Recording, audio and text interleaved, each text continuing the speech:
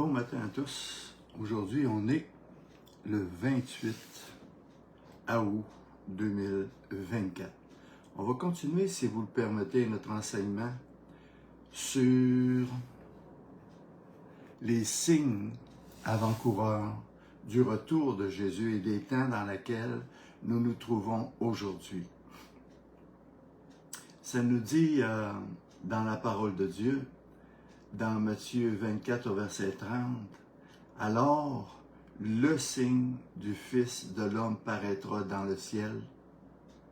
Toutes les tribus de la terre se lamenteront, et elles verront le Fils de l'homme venant sur les nuées du ciel avec puissance et une grande gloire.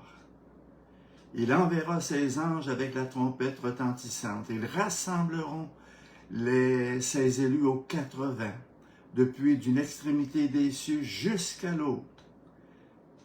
Et il dit quelque chose de très important. Il dit « Instruisez-vous par une comparaison tirée du figuier. Dès que ses branches deviennent tendres et que ses fruits poussent, vous connaîtrez que l'été est proche.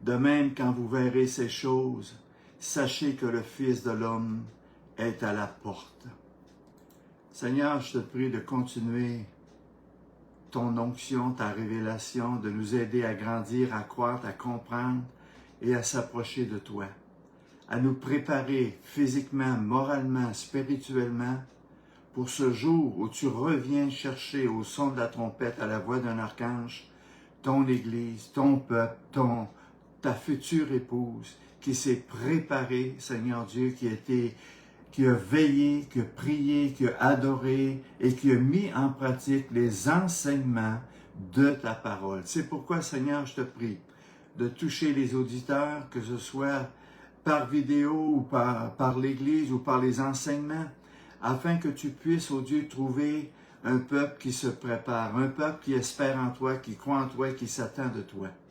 Je te remercie pour ta divine parole, pour ta révélation. Au nom de Jésus, nous te prions. Amen. Vous savez que lorsque Jésus parle d'une comparaison tirée du figuier, et le figuier, on l'a vu dimanche passé, que c'est Israël. Israël qui est revenu avec les 2 premiers signes qu'on a vus, qui est revenu le peuple juif qui est revenu en Israël en 1947 et qui est redevenu une nation en 1948.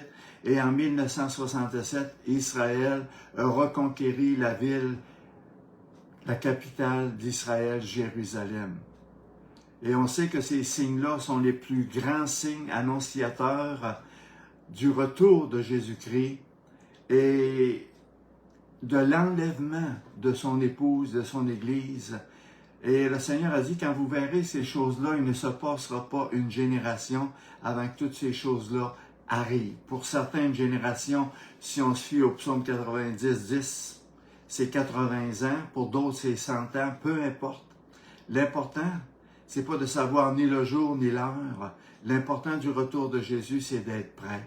C'est d'être trouvé actif. Parce que bien des gens vont venir à Jésus puis vont dire, « Seigneur, Seigneur, n'avons-nous pas fait des signes, des miracles et des prodiges en ton nom? » Puis Jésus va dire, « Éloignez-vous de moi, ouvriers d'iniquité. » Ce qui veut dire que Jésus ne s'associera jamais avec des gens qui pratiquent et qui vivent consciemment dans l'iniquité, dans la désobéissance, dans la rébellion. On a vu qu'il y avait 3 signes essentiels dans la fin des temps ou dans le monde entier. Ce sont les signes naturels. On voit des bouleversements comme jamais auparavant, une accélération des bouleversements comme jamais auparavant. On a aussi l'aspect politique où ce qu'on est en train d'instaurer, puis dans très peu de temps, on va nous présenter un gouvernement mondial où 10 nations se sont unies ensemble pour exiger puis imposer leurs règles, leurs lois, leurs préceptes, leurs ordonnances afin de contrôler le monde. Et il y a aussi l'aspect social, où ce qu'on l'a vu en 2020, où ce que le monde entier a été dominé par une supposée pandémie, afin d'examiner, de voir jusqu'à quel point, quel pourcentage de gens vont se soumettre aux nouvelles impositions qui sont mises dans la société, dans le monde.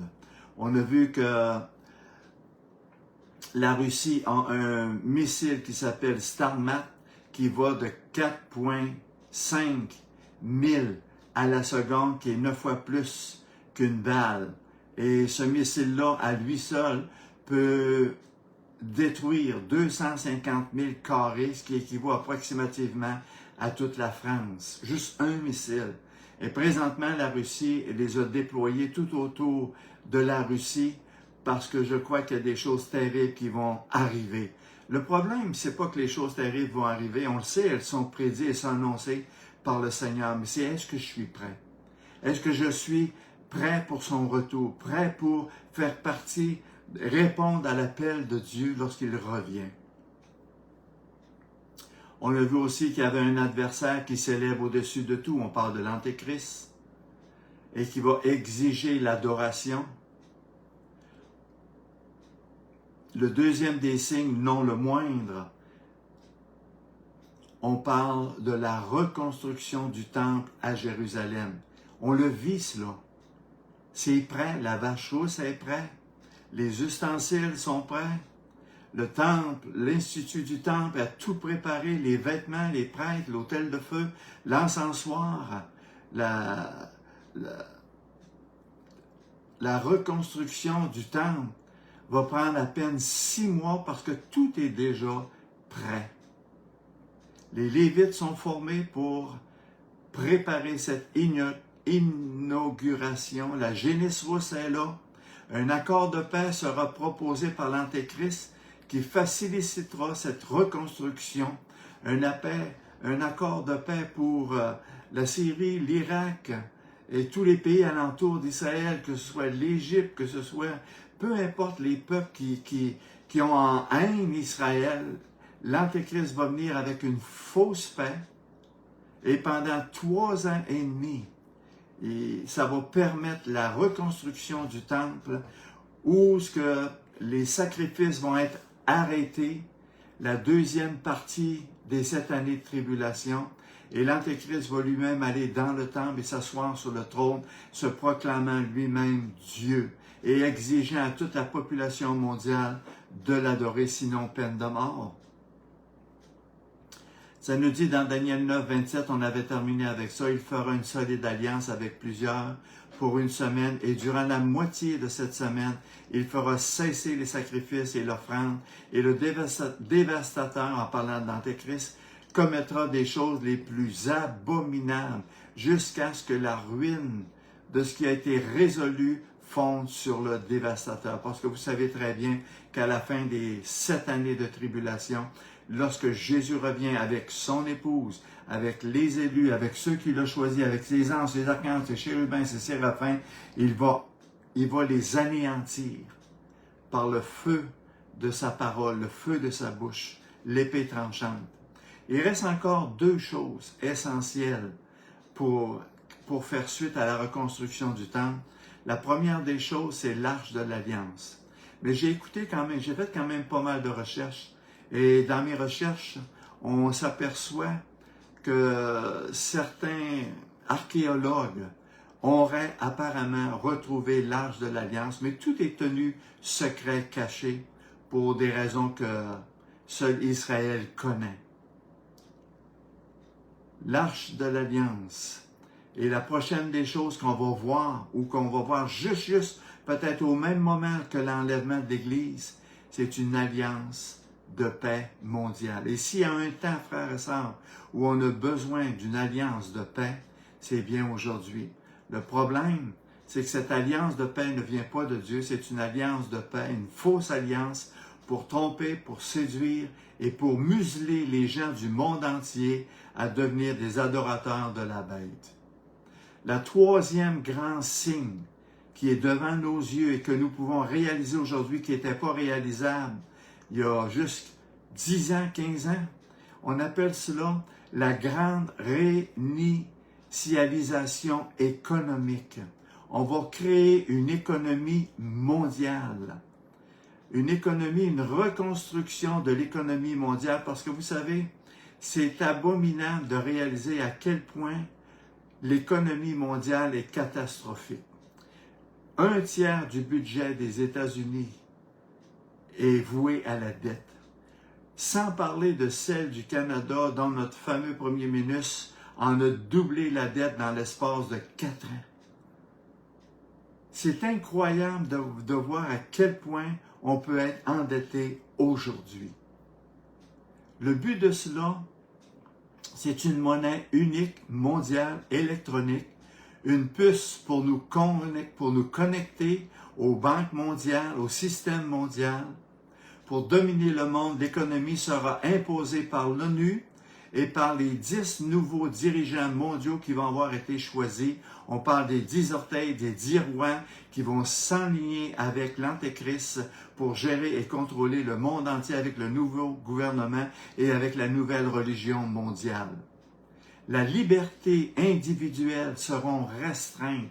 Tu ne pourras plus faire ce que tu veux, acheter ce que tu veux, contrôler tout ce que tu veux. Tu vas avoir besoin tout le temps d'une permission de la Banque mondiale, de la monnaie mondiale pour pouvoir vendre ou acheter ou acquérir ceci ou cela. Et tout cela va être imposé à la population mondiale. Savez-vous que,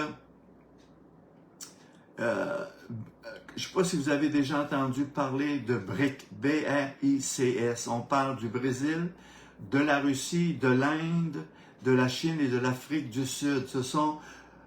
Ce sont des pays qui se sont unis ensemble pour recréer un nouveau système de monnaie, pour rejeter et pour combattre le système américain de la monnaie qui est présentement en cours. Et ces 5 pays-là, 11 pays vont s'unir avec eux autres très prochainement pour bouleverser le monde entier et la monnaie mondiale. Leur but, c'est de détrôner le dollar, de mettre en place une nouvelle monnaie numérique, et on appelle ça une crypto-monnaie qui est virtuelle. Dans Apocalypse 13 au verset 17, vous savez, lorsque Jean a écrit cela, pour lui, ça lui semblait incompréhensible, ces révélations-là. Mais pour nous, avec l'intelligence que Dieu nous a donnée, avec l'ouverture de la révélation de la parole de Dieu, on peut saisir et comprendre et réaliser qu'est-ce que Dieu voulait vraiment dire à l'époque de Jean. Dans Apocalypse 13 au verset 17, ça nous dit « Car personne ne put acheter ni vendre sans avoir la marque, le nom de la bête ou le nombre de son nom. » On parle de crypto-monnaie, de monnaie électronique, de banque mondiale qui va gérer les montants alloués aux personnes mondialement, acheter ou vendre. On comprend aujourd'hui cela parce que c'est rendu possible sous nos yeux. On s'aperçoit qu'avec juste la pandémie de l'année 2020, pendant les 2 années qui ont suivi, comment est-ce qu'il est rendu facile de contrôler le monde entier, d'imposer le masque, d'imposer une piqûre, d'imposer toutes sortes de choses qui sont contre la nature humaine ou contre notre propre volonté. Et lorsqu'on ne veut pas se plier à cela, on a créé, puis on est en train de créer présentement des prisons un peu partout dans chaque État pour mettre en prison les gens qui se rebellent, les gens qui ne veulent pas se soumettre à ces nouvelles lois, ces nouvelles directives, parce qu'il est question d'un contrôle mondial. La 4e chose, et non la moindre, qui est sous nos yeux, qui fait partie des signes, ce sont une inflation mondiale. Savez-vous que du jour au lendemain, toutes vos économies à la banque peuvent être gelées? Vous n'y aurez plus accès. Même si c'est ton argent, c'est le gouvernement mondial qui va décider ce que tu peux faire avec ou ne pas faire avec. On parle d'une fermeture mondiale, d'un manque personnel, d'un contrôle et d'une famine. Les robots vont remplacer la main-d'œuvre humaine. Juste pour vous donner un exemple de ce que nous sommes rendus aujourd'hui, l'Argentine a une inflation mondiale de 271,5 %. Le Venezuela a une inflation mondiale de 51,4 %. La Turquie, 61,78 %. Le Soudan, 146,6 %. Ça, ces chiffres-là nous sont donnés le 13 août 2024. À part le Canada, les États-Unis, à part la Russie qui est super endettée à cause de cette guerre qu'ils sont en train de mener contre l'Ukraine. Et les pays alentours, frères et sœurs, on nous cache toutes ces choses-là parce qu'on ne veut pas créer une panique, une angoisse ou que les gens se tournent vers Dieu. Le cinquième signe extrêmement important à réaliser et à comprendre, c'est la tromperie mondiale. Vous savez que la parole de Dieu nous parle dans Galates que Satan, il est comme un ange. Il vient avec une belle apparence, avec un beau langage, un beau verbe pour séduire, pour tromper. Savez-vous quoi? Ça va marcher. La plupart des gens, la plupart des nations vont se soumettre à ce dirigeant-là qui va avoir une apparence humaine, avec une philosophie, avec un langage, avec des idéologies qui vont séduire le monde entier. La séduction, c'est l'arme la plus utilisée par Satan afin de tromper même les gens de l'Église de Jésus-Christ. Il connaît la parole de Dieu, il est facilement capable de la tordre, de lui faire dire ce qu'elle ne veut pas vraiment dire, de tromper et de séduire les gens. Et croyez-moi, même aujourd'hui dans l'Église, ça marche parce que beaucoup d'Églises sont déjà séduites, trompées par la mentalité de l'Antéchrist, par les démons, par les puissances de l'air, par les dominations et par la même ligne de pensée que celle du monde. Et c'est pour ça que le Seigneur a dit à l'Église, sortez du monde. Préparez-vous, cherchez-moi, cherchez ma face, nourrissez-vous de la parole de Dieu et de la parole de vie. On parle d'une tromperie mondiale où ce que Satan, qui est le prince de ce monde, va séduire et il va se moquer de Jésus. Je ne sais pas si vous avez vu cet été les Olympiques en France.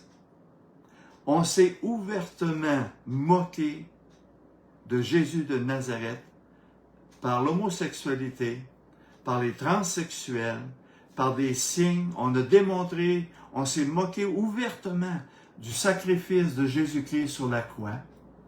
Et les gens ont applaudi, les gens ont aimé, les gens ont savouré cela, qui est une abomination devant Dieu. Voyez-vous, le peuple de la terre, aujourd'hui, est déjà sous la séduction de la puissance de l'ennemi. Leur cœur est déjà endurci face à la vérité de la parole de Dieu, aux signes que Dieu nous donne aujourd'hui.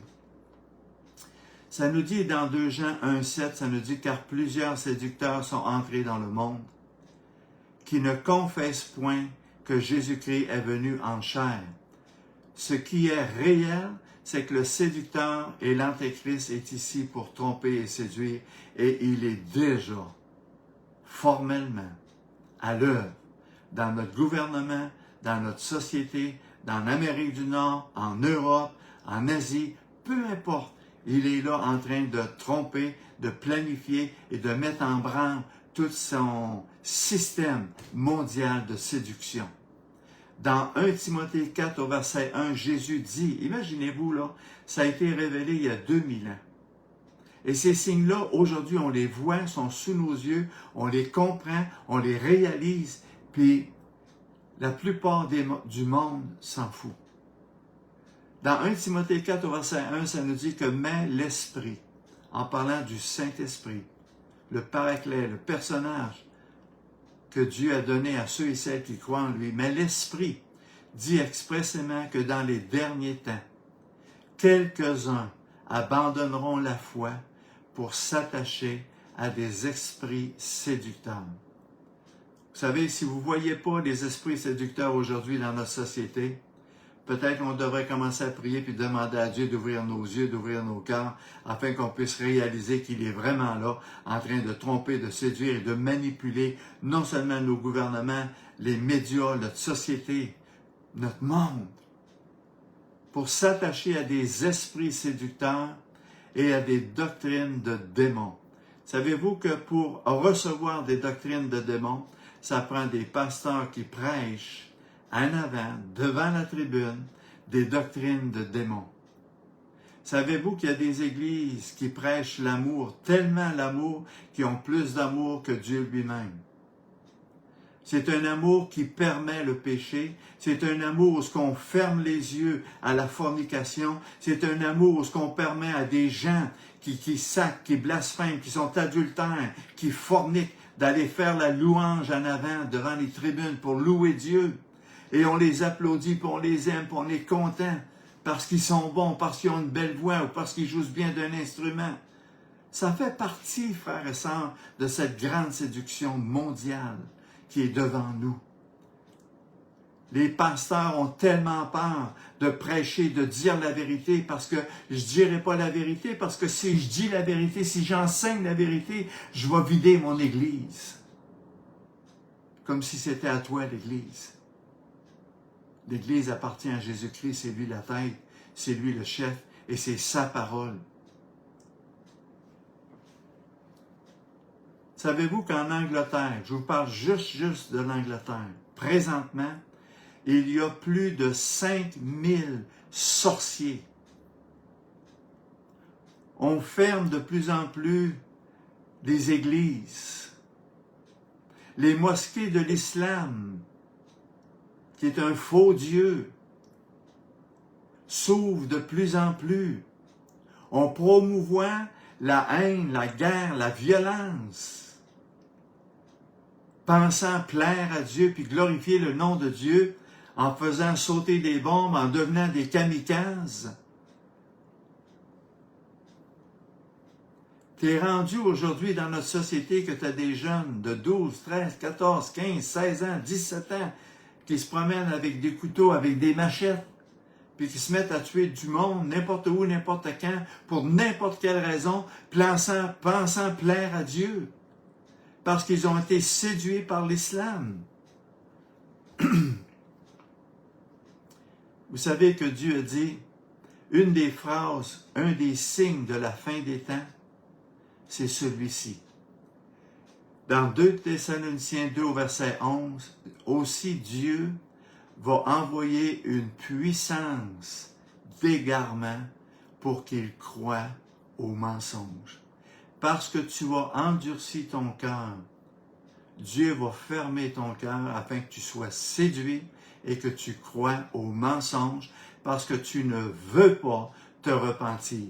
On ne prêche plus dans les églises la vraie repentance, se détourner du mal, se détourner du péché, mettre en pratique la parole et les enseignements de Jésus-Christ de Nazareth, marcher dans l'esprit et non pas marcher dans la chair, marcher dans l'obéissance, marcher dans l'humilité, marcher dans l'amour, marcher dans la communion fraternelle. On n'enseigne plus ces choses-là aujourd'hui.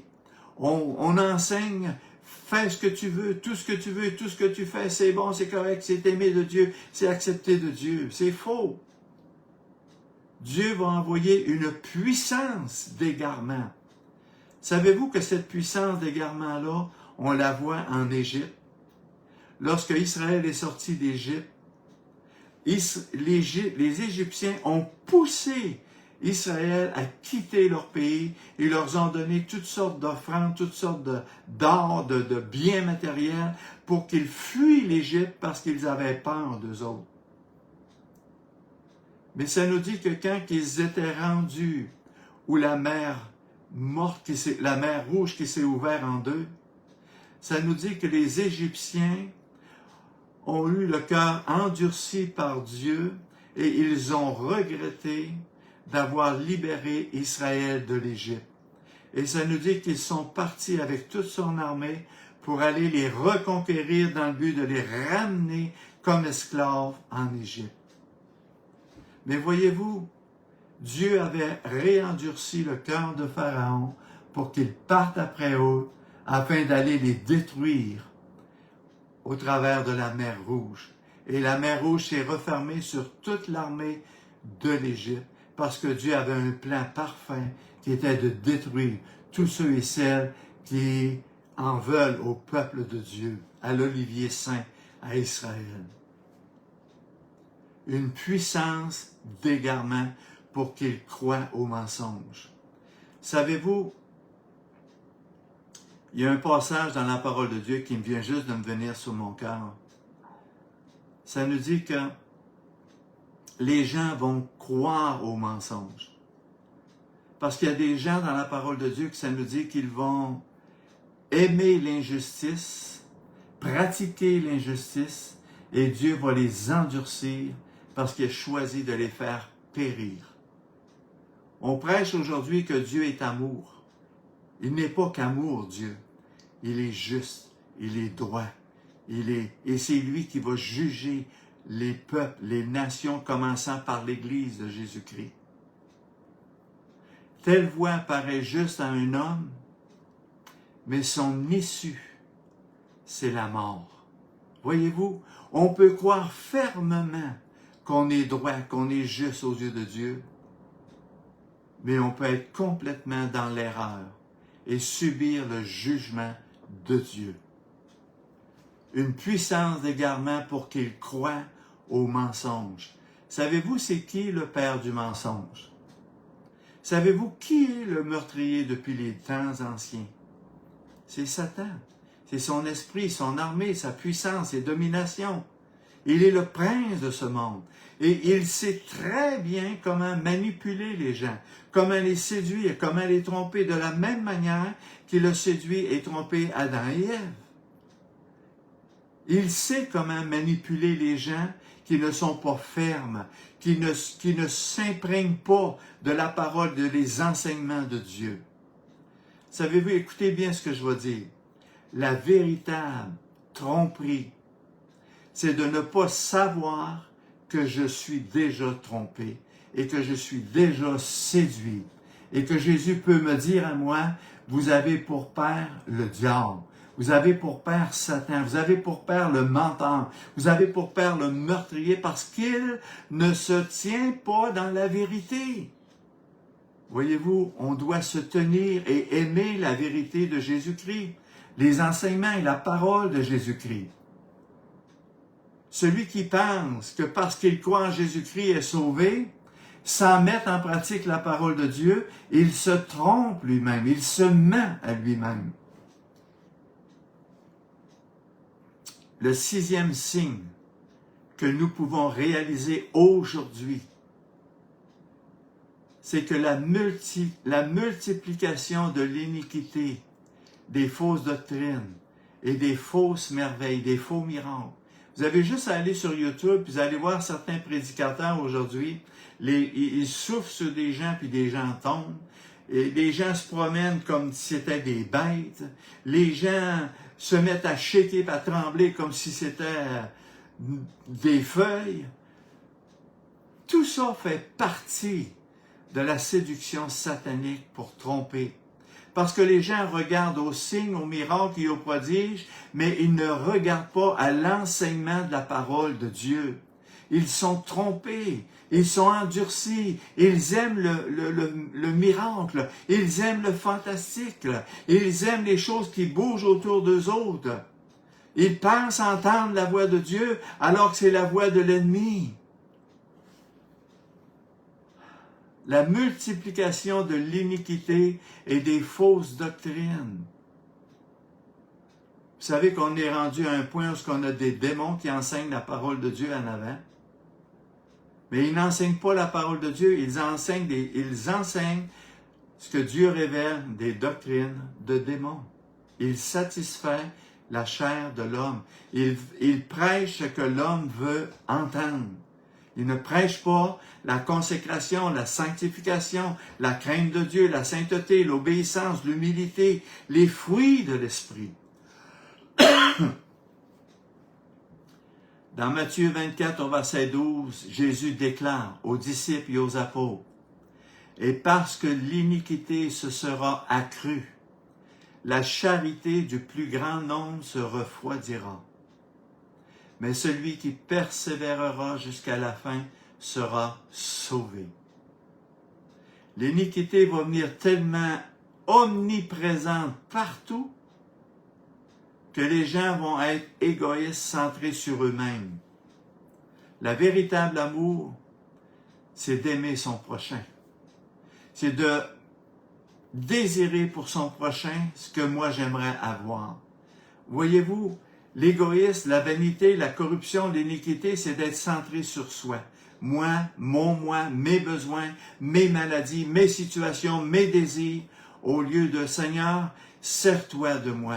Seigneur, que je puisse te servir, te glorifier, que je puisse aider mon prochain, aimer mon prochain, faire du bien à mon prochain, encourager mon frère ou ma sœur. » Dans Éphésiens 4, verset 14, ça nous dit « Afin que nous ne soyons plus des enfants flottants et emportés à tout vent de doctrine, par la tromperie des hommes et par la ruse et les moyens de séduction. » Trois choses, tromperie, ruse et séduction. Vous savez, je n'ai jamais vu une génération comme la nôtre où dans le mouvement évangélique, les chrétiens sont des commis voyageurs. Ils sont régulièrement en train de changer d'église parce que cette église-là dit des choses et elle enseigne des choses qui me déplaisent, alors je vais aller ailleurs. Tu vas ailleurs parce que cette église-là fait des choses qui me déplaisent, je vais aller ailleurs. Ce sont des gens qui n'ont pas de racines profondes. Ils sont à tout vent de doctrine. Ils sont trompés, ils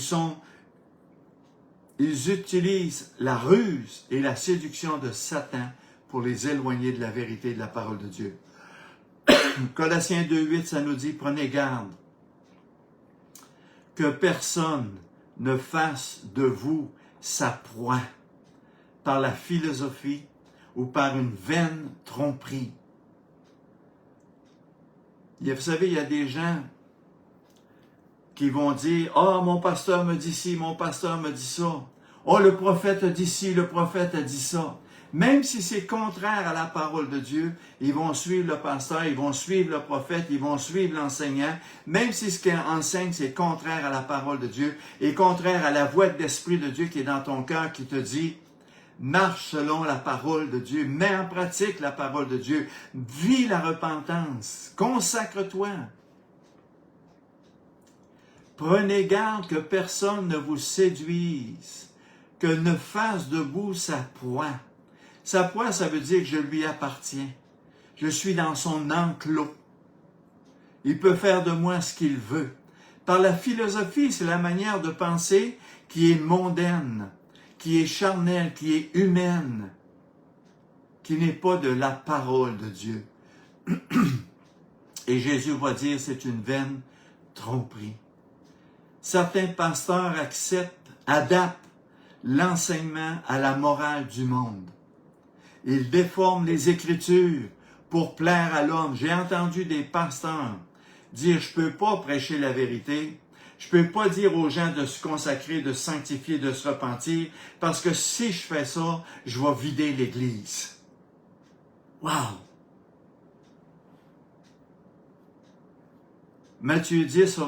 Zacharie 10 au verset 3, je l'ai mentionné dimanche passé.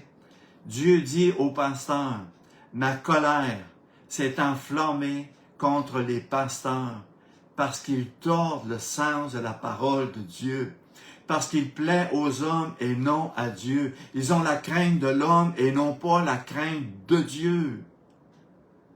Seule la parole peut nous rendre libres, frères et sœurs. Seule la parole peut ouvrir nos yeux, nos oreilles. Jésus est la parole. Et Jésus guérissait ceux qui venaient à lui avec un cœur sincère, avec un désir de voir en lui le seul Sauveur, le seul Seigneur, le chemin, la vérité et la vie, et que nul ne vient au Père que par lui et que par lui seul.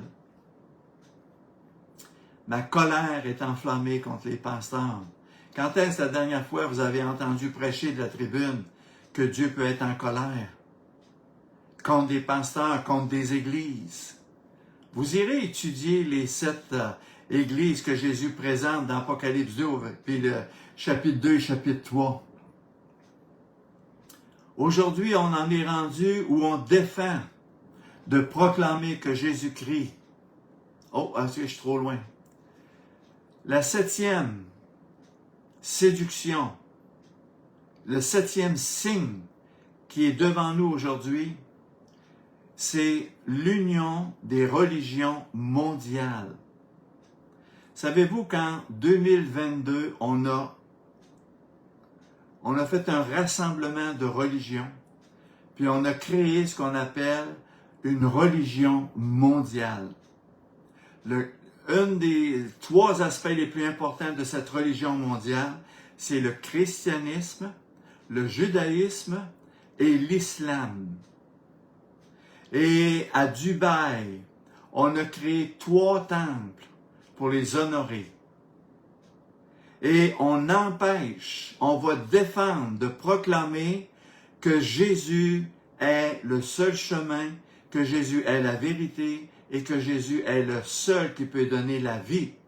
Parce que si tu proclames ça, tu es en train de détruire l'union mondiale, de la religion mondiale. Alors on va empêcher cela de proclamer que Jésus-Christ est le seul sauveur, le seul Seigneur, il est le roi des rois, il est le chemin, la vérité et la vie. Et c'est là, c'est à nos portes, c'est sous nos yeux.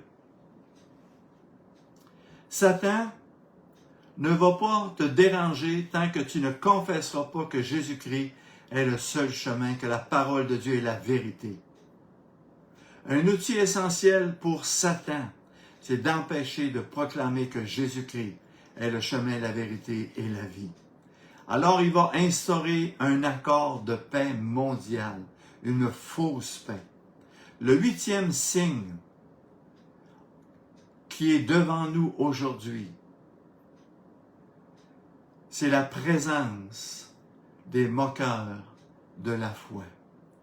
De plus en plus, même dans nos médias aujourd'hui, on empêche les gens de proclamer Jésus-Christ comme seul Seigneur et seul Sauveur. On va les ridiculiser, on va se moquer d'eux autres, on va les museler, on va les empêcher de proclamer la parole de Dieu, la parole de vie et la parole de vérité. Présence des moqueurs de la foi. Écoutez les médias et les nouvelles, s'il y a un endroit où on se moque, frères et sœurs, c'est bien là, dans les médias, dans les nouvelles mondiales. Dans 2 Pierre 3, verset 3, ça nous dit « Sachant avant tout que dans les derniers jours, il viendra des moqueurs avec leur raillerie. » Savez-vous il y a plusieurs fois où j'ai prêché la parole et que dans l'assemblée où je prêchais, il y avait des gens qui se moquaient de ce que je prêchais, la parole de Dieu. Et pourtant, ils venaient dans l'assemblée pour louer Dieu.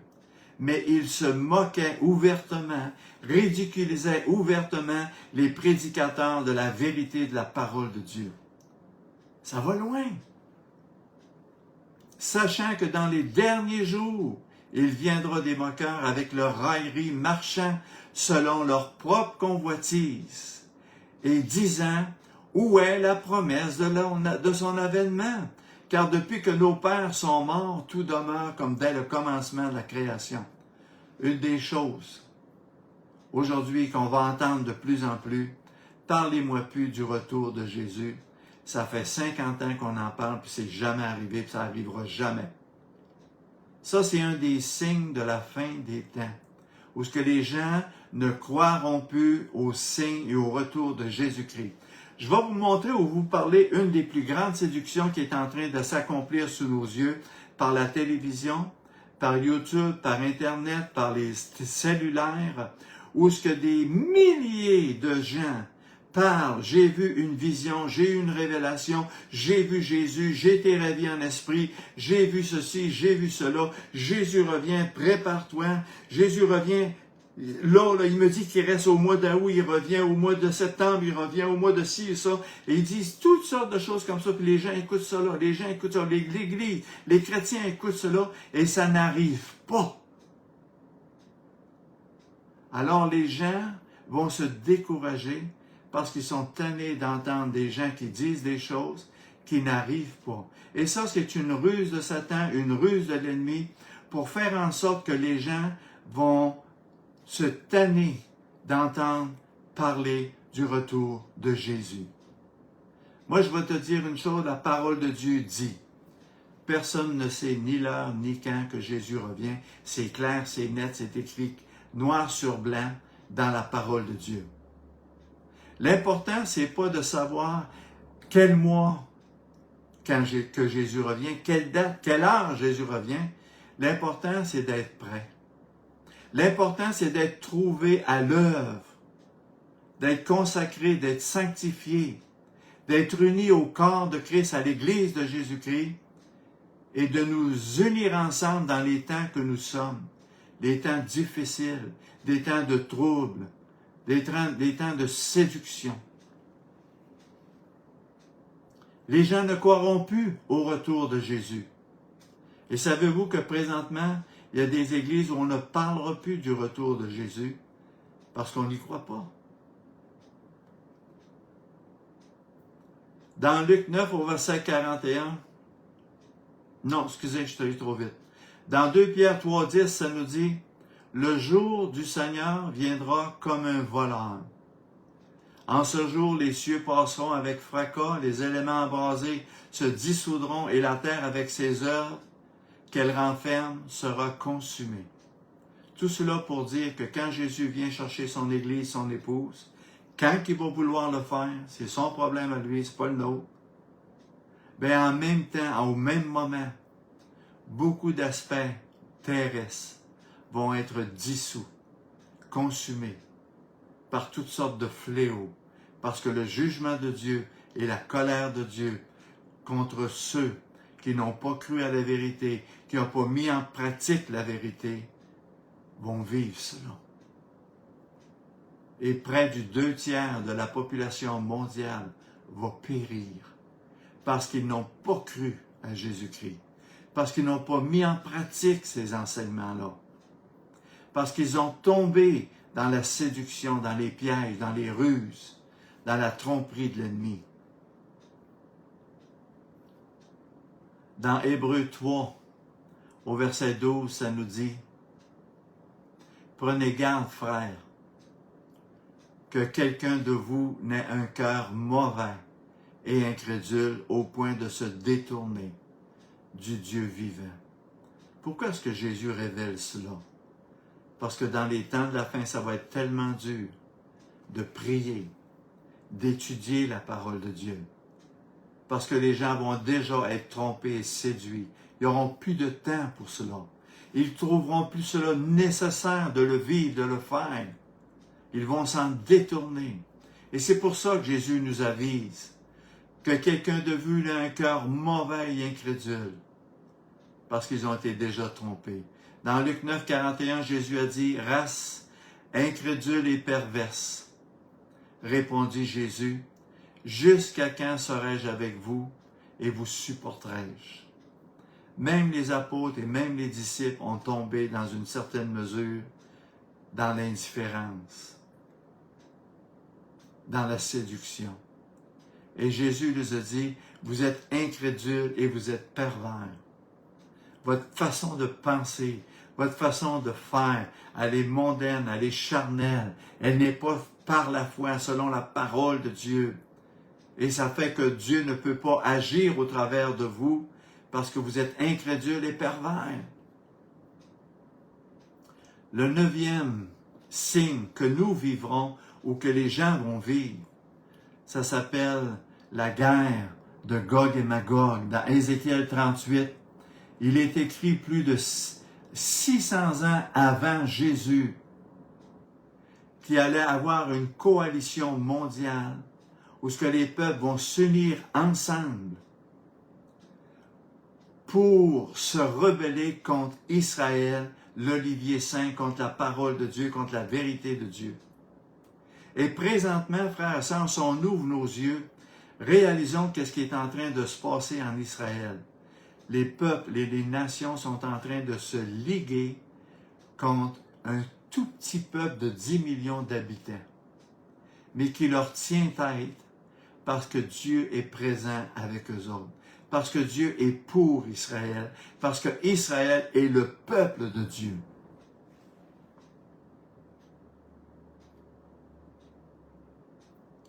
La Russie, la Turquie, l'Iran, la Libye, le Soudan, en général les Arabes, l'islam pour tous, puissance militaire, se lèguent contre Israël. Je vais terminer avec ce dixième signe des temps que nous sommes et non le moindre. C'est la technologie que nous avons aujourd'hui. On peut créer des virus mondiaux, des pandémies mondiales. On peut emmener et on veut amener les gens à une pensée unique, omniprésente dans nos vies. Ça veut dire qu'on va penser rien qu'à ça. Et combien de gens, à cause de la pandémie aujourd'hui, dans la population mondiale, demeurent et vivent dans la peur. Ils sont contrôlés par la peur. Ils ont peur de mourir, ils ont peur d'être malades. Ils ont peur que ça arrive encore.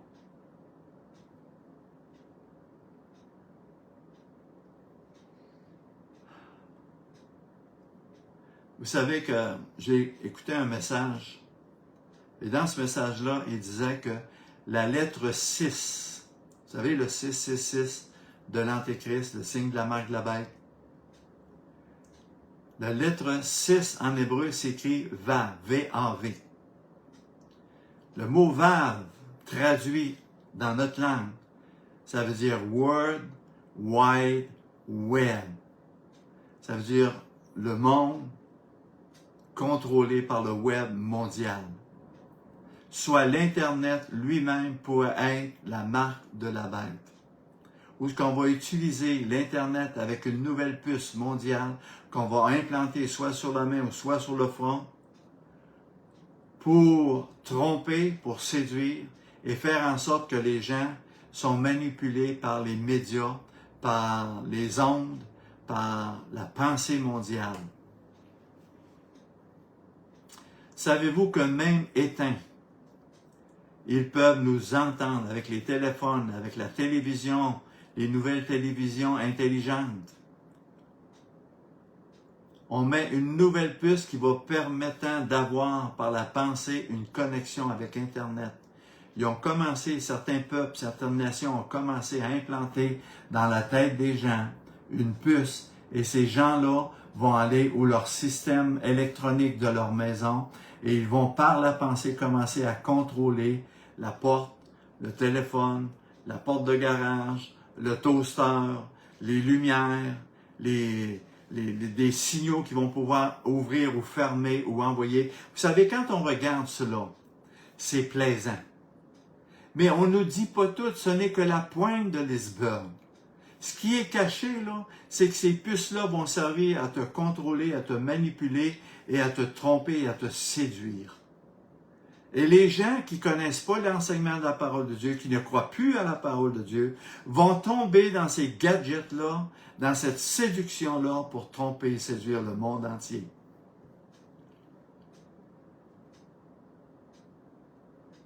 Par une pensée, une connexion Internet. Le 5G, le 6G est le plus rapide qu'on n'a jamais vu. Et ça, c'est sous nos yeux aujourd'hui. La pandémie est un outil pour penser, pour repenser nos vies. Parce qu'on ne veut pas mourir, alors on va faire exactement ce que le gouvernement va nous imposer ou demander de faire. Parce qu'on veut tellement vivre. Elon Musk annonce que les gens préfèrent la puce que les lunettes. La pensée qui est en train de se répandre dans le monde aujourd'hui, c'est que les gens vont aimer, désirer recevoir cette puce-là parce que ça devient un outil de plus dans leur maison, dans leur milieu de travail. Ça deviendra un mélange de réalité virtuelle et de la réalité physique. Séduction. ce qui deviendra un outil de contrôle amusant au début, mais très dangereux à la fin. Il y a juste même pas un mois de cela, j'ai entendu qu'il y a une nouvelle technologie extraordinaire qui va paraître en 2024, c'est qu'on va utiliser des hologrammes pour projeter dans le ciel toutes sortes de phénomènes, toutes sortes de signes qui vont paraître aux yeux de ceux qui vont les voir comme des miracles. Je ne sais pas si vous avez déjà regardé sur YouTube où il y a des gens qui crient « Waouh, waouh, waouh, waouh, waouh, c'est extraordinaire! » On voit des anges qui apparaissent dans le ciel, on voit Jésus qui apparaît à Jérusalem, on voit Marie, on voit ci, on voit ça, des saints qui marchent dans le ciel, puis tout le tralala. Ça, c'est tout des montages humains, diaboliques, pour tromper et pour séduire les gens, afin que les gens les prient, afin que les gens se tournent vers eux, afin que les gens tombent dans leur séduction. Les enfants ont perdu leur liberté d'aller jouer dehors. Connaissez-vous bien des enfants aujourd'hui qui aiment aller jouer dehors? Sont cloués avec leur téléphone ou avec leurs jeux vidéo.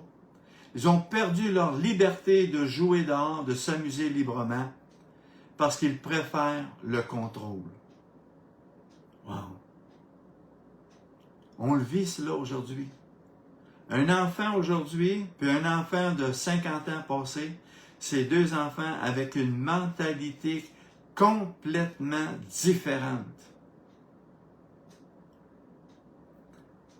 Dès l'âge de 12 ans, 13 ans, 14 ans, les relations sexuelles sont déjà commencées dans les écoles. Jamais on n'aurait pensé ça à nos âges. Dans les années 80, 70, jamais! Jamais on n'aurait levé le doigt pour un adulte, pour se moquer de lui ou le ridiculiser. Jamais on n'aurait vu de nos jeunes se promener avec des couteaux, des gros couteaux de chasse dans leurs poches, puis commencer à frapper tout le monde. Jamais! Aujourd'hui, c'est courant. C'est pratiquement tous les jours. On est en train de faire un lavage de cerveau à nos jeunes. Ce ne sont plus les parents qui éduquent nos jeunes, ce sont les médias, les sociaux, ce sont Internet, ce sont les jeux, ce sont toutes sortes de choses qui font en sorte que nos jeunes aujourd'hui sont dépressifs, sont suicidaires, sont violents, parce qu'ils subissent toute cette influence-là qui n'est pas de Dieu et qui n'est pas biblique.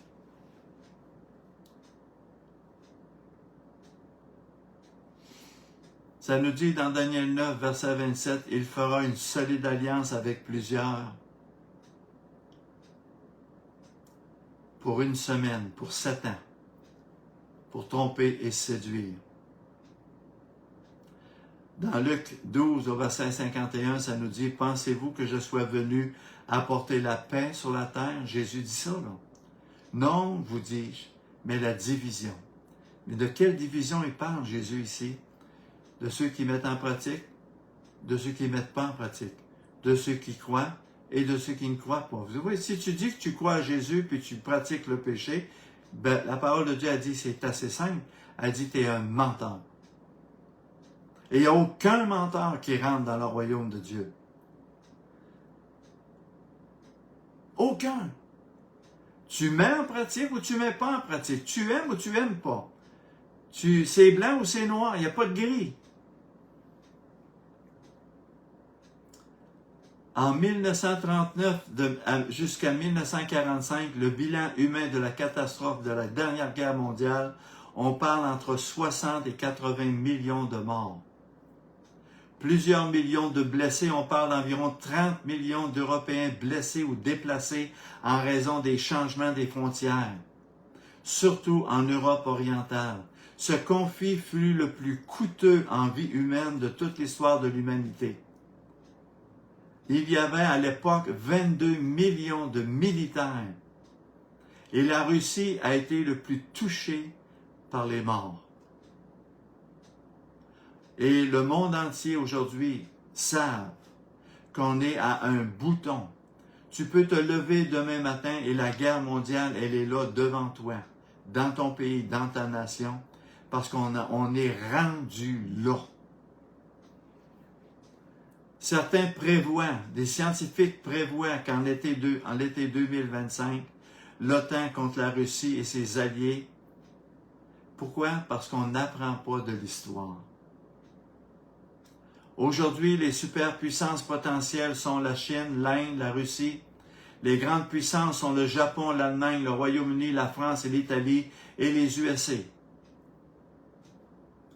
Xi Jinping, secrétaire du Parti communiste chinois, Vladimir Poutine, président de la Fédération de la Russie, Donald Trump, à l'époque, en 2020, qui était président des États-Unis. La quatrième, c'est Angela Merkel, chancelière allemande. Ce sont 4 puissances, principalement, sont aujourd'hui nettement constituées, les États capitalistes, les religions et la nouvelle science mondiale, nouvelle religion mondiale qui a été fondée. Oh, hallelujah. Frères et sœurs, je termine avec ça. Je ne suis pas un expert de la fin des temps, mais je veux juste qu'on puisse être éveillé et attentif aux signes qui sont là présentement sous nos yeux en 2024. Regardez les fléaux qui se passent chaque jour, une accélération, une croissance, les volcans, les tremblements de terre, les tsunamis, la température qui change continuellement. L'été en hiver, l'hiver en été, le printemps, l'automne, l'automne, le printemps. Ce sont toutes les douleurs de l'enfantement. La terre est en train de nous crier qu'elle est en train d'enfanter des douleurs. Et ces douleurs-là, c'est pour nous aviser, nous avertir de lever la tête parce que Jésus revient. Seigneur, je te remercie pour ta parole. Je te demande de nous éveiller, de nous garder alertes, de faire en sorte qu'on soit de ceux et celles qui vont dire que Jésus-Christ est mon Sauveur et qu'il est aussi mon Seigneur et que je vis à partir de maintenant pour lui, pour le glorifier, pour le connaître, pour le représenter et que je me revêt d'un vêtement blanc, plus blanc que neige, qui m'encourage à marcher dans la sainteté, dans la crainte de Dieu, dans l'humilité et dans l'obéissance à la parole de Dieu. Seigneur, je te demande de répandre ton Saint-Esprit pour chaque auditeur, de relever ceux qui ont besoin d'être relevés, de pardonner ceux qui ont besoin d'être pardonnés et ceux qui ont besoin de mettre leur vie en règle devant toi parce qu'on ne se moque pas de Dieu. Au nom de Jésus-Christ, je te prie. Amen. Que Dieu vous bénisse abondamment.